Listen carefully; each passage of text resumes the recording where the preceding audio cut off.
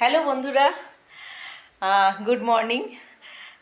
আজ যেহেতু children's day, তাই বাচ্চাদের আবদার কি আজ কিছু নতুন কিছু বানাই।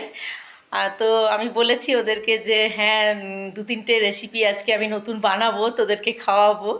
তো এখন জাস্ট স্টার্ট করব প্রথম রেসিপি দিয়ে। তো আজকে যে প্রথম রেসিপিটা বানাবো এটা হচ্ছে পেঁপের হালুয়া। তো পাকা পেঁপের হালুয়া। তো পাকা পেঁপেগুলোকে আমি টুকরো টুকরো করে কেটে মিক্সি জারে ভরে দিয়েছি। তো এটাকে ম্যাশ করব। প্রথমে ফ্রাইং প্যানে ঘি গরম হতে দিয়েছি, ওতে আমি তেজপাতা দিয়ে দিলাম অল্প। এবার ড্রাই ফ্রুটসগুলো ভেজে নেব। ড্রাই ফ্রুটসগুলো ভেজে তুলে রাখবো।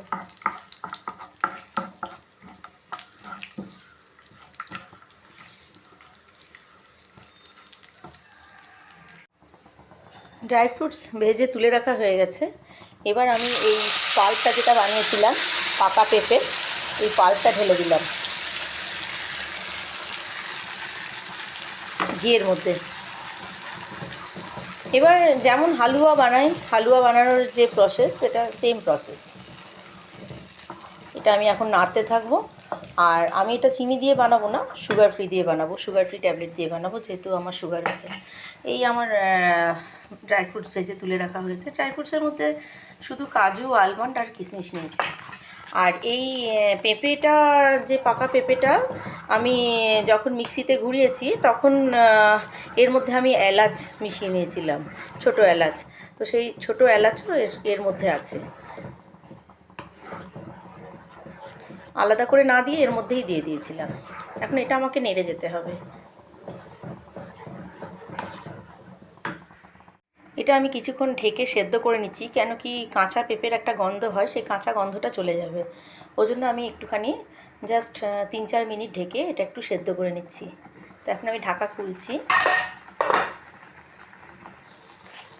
এবার আমি জাস্ট পিঞ্চ অফ সল্ট এর মধ্যে দিলাম, কেন কি যে কোনো মিষ্টি জিনিসে হালকা, খুবই সামান্য একটু নুন দিলে সেটা খেতে আরও টেস্টি হয়। আর যেহেতু পাকা পেঁপে খুবই মিষ্টি হয় এমনিতেই, তাই এটা বেশি মিষ্টি দেওয়ার দরকার নেই। তো আমি এটা দুটো মাত্র সুগার ফ্রি ট্যাবলেট এর মধ্যে অ্যাড করলাম।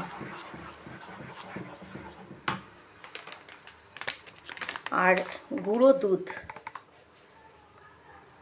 দুধ দিলে এটার টেক্সচারটাও ভালো হবে আর টেস্টটাও বেড়ে যাবে। কেন কি খোয়া আমার কাছে নেই, তাই খোয়ার সাবস্টিটিউট হিসেবে আমি গুঁড়ো দুধটা দিলাম।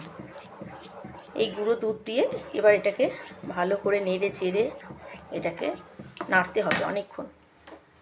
নেড়ে নেড়ে এটার যে জলটা আছে সেই জলটাকে শুকিয়ে আনতে হবে, জিনিসটা ড্রাই করতে হবে। পরে আমি একটু কর্নফ্লাওয়ার ওয়াটার এর মধ্যে মিলাবো, কেন কি একটু কর্নফ্লাওয়ার ওয়াটার দিলে জিনিসটা একটু জেলি জেলি, একটু সিল্কি হয়ে যাবে, টেক্সচারটা ভালো হবে। এটা এখন আমি কিছুক্ষণ নাড়বো, অন্তত 5 মিনিট।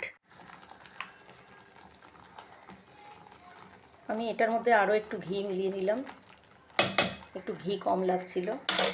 আর এই ড্রাই ফ্রুটসগুলো সব মিশিয়ে দিলাম।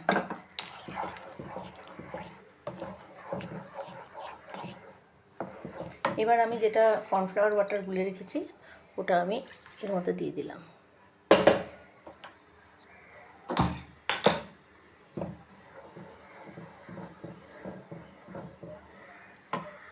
খুব সুন্দর কালার এসছে, একদম কেশরি কালার, কোনো কালার দিইনি, কোনো কিছুই দিইনি।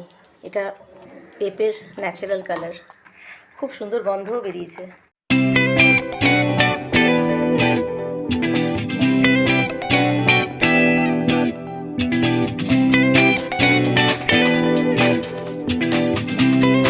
আরও 4 মিনিট মতো ফুটিয়ে নিলাম। এটা জলটা যখন একেবারেই টেনে আসবে তখন বুঝলাম এটা হয়ে গেছে। এটা আমি একটু গার্নিশ করে দিচ্ছি আলমন্ড দিয়ে আর কেশর ছড়িয়ে দিলাম। তো এটা যদি পিস্তা থাকতো ঘরে আরও বেশি ভালো হতো, তো দেখতে সুন্দর লাগতো গ্রিন গ্রিন ওপর থেকে। তো এটা হয়ে গেছে, নিশ্চয়ই ভালোভাবে খেতে। হয়ে গেল পাপায়া হালুয়া। যেহেতু আমার চ্যানেলটার নাম সোমাস এক্সপ্লোর, তাই আমি নতুন নতুন জিনিস একটু বানিয়ে আমি দেওয়ার চেষ্টা করছি। তো আমি বরাবরই ভালোবাসি নতুন নতুন রেসিপি বানাতে। তো এটা আপনারা বানিয়ে খেয়ে বলবেন কেমন লাগলো।